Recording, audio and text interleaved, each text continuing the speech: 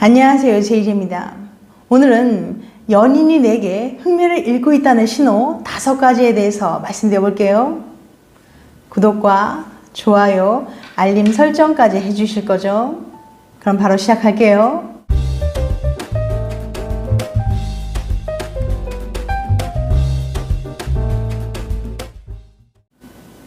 연인 관계에서 흥미를 잃고 점점 거리를 두는 것 같은 느낌이 드나요? 더는 서로를 애칭으로 부르려 하지 않나요? 사실 연애 혹은 부부 기간이 길어지면 누구나 변화를 겪기 마련입니다. 그런데 연인이 관계에서 흥미를 잃고 있다는 것을 알게 되면 어떻게 해야 될까요? 우선은 침착해야 합니다. 잠깐 지나가는 상황일 수 있으니 당황할 필요는 없어요. 업무상의 이유로 정신이 없거나 평상시보다 기분이 더 처지면 매사에 시큰둥해지는 탓에 자신도 모르게 연인과 거리를 두는 것일 수도 있습니다. 따라서 관심이 사라진 것이 두 사람 사이의 문제와는 전혀 관련이 없을 수도 있어요. 그 원인을 파악하려면 연인과 소통하는 것이 중요합니다. 더는 함께 시간을 보내지 않고 메시지에 답장하는 속도가 느리고 예전처럼 다정한 태도를 보이지 않는다면 어떤 문제가 있는지 물어보고 대화를 나눠보세요. 침묵은 불편한 감정을 증폭시키기만 할 뿐입니다. 오늘은 소셜미디어 마케팅 전문가이자 저널리스트인 라켈 레모스 로드리게스의 글을 바탕으로 연인이 관계에서 흥미를 잃어가고 있다는 조짐에 대해서 말씀드려 볼게요. 관계에서 흥미를 잃는 흔한 이유. 시간은 모든 관계에 불리하게 작용할 수 있어요. 실제로 유럽 긍정심리학 연구소 설명에 따르면 일부 연인은 자발적으로 행동하지 않고 함께 보내는 시간이 상당히 줄어드는 일상을 맞이할 수 있어요. 많은 사람들이 흔히 사랑이면 충분하다고 착각하지만 심리학 및 관계 전문가들은 이러한 생각이 사실과 거리가 멀다고 끊임없이 주장합니다. 관계는 사랑으로 잘 가꿔야 해요. 오랫동안 판에 박힌 일상에 머무르다 보면 연인과 함께하는 이유조차 떠오르지 않을 정도로 관심이 사라질 수 있습니다.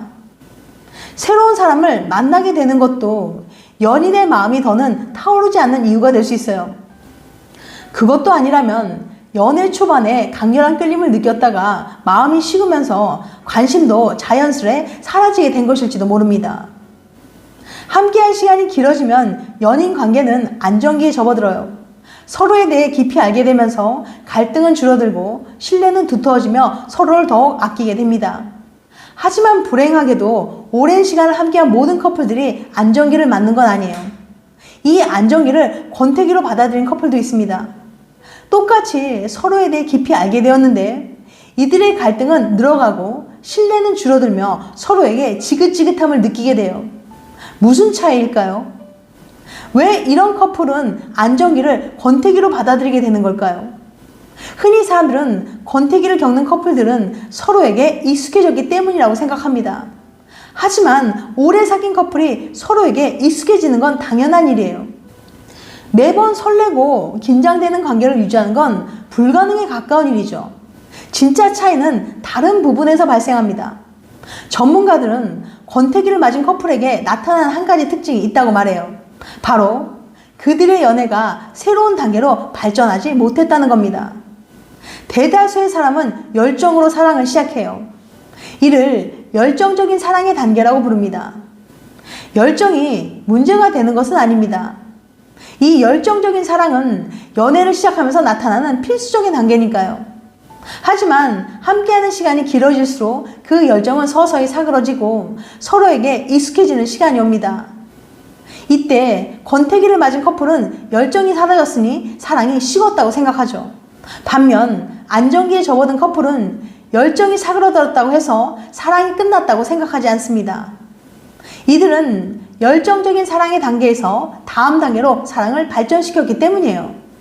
이 다음 단계의 사랑을 심리학자들은 동반자적 사랑이라고 부릅니다. 동반자적 사랑이란 서로의 삶에 깊이 관여된 사람에게 느끼는 동지애를 의미해요. 인생의 여러 굴곡들을 함께 극복해 나가는 존재로 서로를 인식하고 깊은 신뢰와 존중 속에서 꾸준한 관심과 응원을 놔두는 믿음직한 동료가 되어주는 겁니다.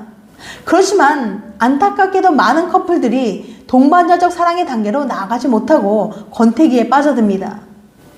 연인이 내게 흥미를 잃고 있다는 신호 5가지. 이제 연인의 흥미가 떨어졌다는 것을 확실하게 보여주는 조짐을 파악해 볼게요. 상황을 해결하기 위해 최선의 노력을 다하고 관계를 이어나갈지 정리할지 마음을 정해야 합니다. 첫 번째, 스킨십이 거의 없다. 스킨십이라고 해서 꼭 잠자리만 말하는 건 아니에요. 손을 잡고 서로를 어루만지고 키스를 한 적이 오래전 일인가요? 이는 연인끼리 매일 나눠야 하는 애정 표현이지만 어느 순간부터 뜸해질 수 있어요. 남자든 여자든 상대방에 대한 관심이나 애정이 식으면 스킨십을 하려고 하지 않습니다. 연인에 대한 관심과 흥미가 없어졌기 때문에 피곤하다고 하면서 그의 스킨십을 피하거나 거부하기도 하는 거죠. 설사 연인과 스킨십을 한다고 하더라도 그냥 의무감에 한다거나 무덤덤한 반응을 보이는 거예요. 이건 말로 표현하지 않아도 느낌으로 알 수 있거든요. 사귄 지 오래되어 너무 편안해져서 그런 게 아닌가라고 생각할 수도 있겠지만 상대방의 눈빛이나 표정, 손길 하나에도 그 사람이 내게 애정이 있는지 없는지 알 수 있는 법이니까요. 스킨십을 하지 않는 것은 관심이 없어졌다는 분명한 신호일 수 있으니까 이를 해결하는 것이 중요합니다. 사랑하는 연인에게 사랑의 징표를 받지 못하는 것은 전혀 건강한 관계가 아니에요. 두 번째, 더는 질문하지 않는다. 사랑하는 사람이 있으면 그의 하루, 일상, 걱정거리에 관심이 생기기 마련이에요. 하지만 관계에서 흥미가 사라지면 이러한 궁금증들도 모두 사그라들 수 있습니다. 마음이 식으면 더 이상 당신의 일상에 대해 궁금해하거나 질문하지 않습니다. 내게 관심이 없으니 궁금한 게 없고 궁금한 게 없으니 질문할 생각도 하지 않는 거죠. 예전에는 늘 내가 뭐 하는지 궁금해하고 질문하던 연인이 굉장히 수동적으로 변한 거예요. 연인이 스스로 행동하는 것이 아니라 당신이 뭔가 요구해야만 움직이거나 귀찮아서 억지로 하거나 당신과 함께하는 것들에 대해서 아주 시큰둥한 반응을 보인다면 당신에 대한 사랑이 식은 거예요. 연인이 더는 그 어떤 질문도 하지 않는다면 나에 대해 신경을 쓰지 않는다고 느낄 수 있습니다. 더 큰 문제를 막으려면 이것을 해결해야 합니다. 세 번째, 자주 말다툼을 한다. 연인과의 다툼이 나쁜 조짐일까요? 심리학자인 실비아 콩고스트의 주장에 따르면 꼭 그렇지만은 않습니다.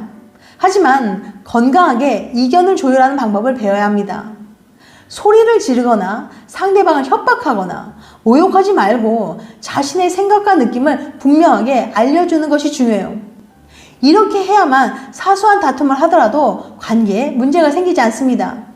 만약 이를 조절하기 힘들다면 어딘가 잘못되었다는 신호일 수 있어요. 네 번째, 항상 휴대전화를 쥐고 있다. 어쩌다 한 번씩 휴대전화를 보고 메시지를 확인하거나 전화를 받는 것은 전혀 이상한 일이 아니에요. 하지만 서로 대화를 나누기보다는 항상 휴대전화를 쥐고 있다면 관계에서 흥미가 떨어진 것일 수 있어요.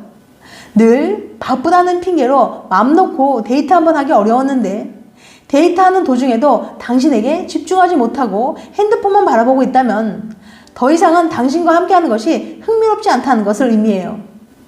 연인이 지나칠 정도로 휴대전화만 보고 있으면 다툼과 마찰이 생겨 감정의 골이 깊어질 수 있습니다. 다섯 번째, 함께 계획을 세우지 않는다.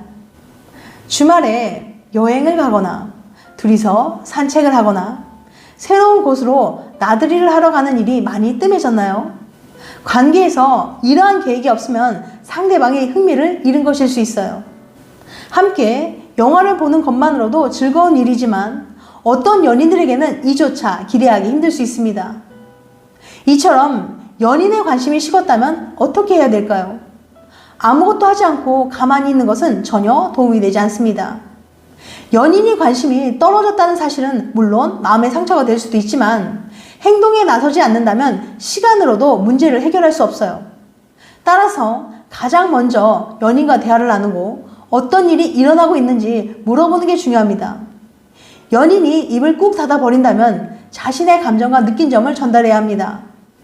이렇게 하면 어느 정도 안도감을 느끼면서 정서적 건강에 도움이 될 거예요. 만약 그 어떤 것도 할 수 없다면 커플 치료를 받는 것이 최선의 선택일 수 있습니다. 연인이 커플 치료마저 거부한다면 혼자서라도 심리 상담을 받아보세요. 전문가와 대화를 나누면 건강한 결정을 하는데 도움이 될 수 있습니다. 이런 상황을 오래 끌기만 하면 마음의 상처가 더 깊어질 수 있으니까요. 지금까지 연인이 내게 흥미를 잃고 있다는 신호 5가지에 대해서 말씀드렸어요. 다시 한번 요약해드리면 연인이 내게 흥미를 잃고 있다는 신호 5가지. 첫 번째, 스킨십이 거의 없다. 두 번째, 더는 질문을 하지 않는다. 세 번째, 자주 말다툼을 한다. 네 번째, 항상 휴대전화를 쥐고 있다. 다섯 번째, 함께 계획을 세우지 않는다. 다음엔 더 재밌고 유익한 영상을 찾아뵐게요. 끝까지 시청해주셔서 감사합니다. 다음에 또 봬요. 안녕.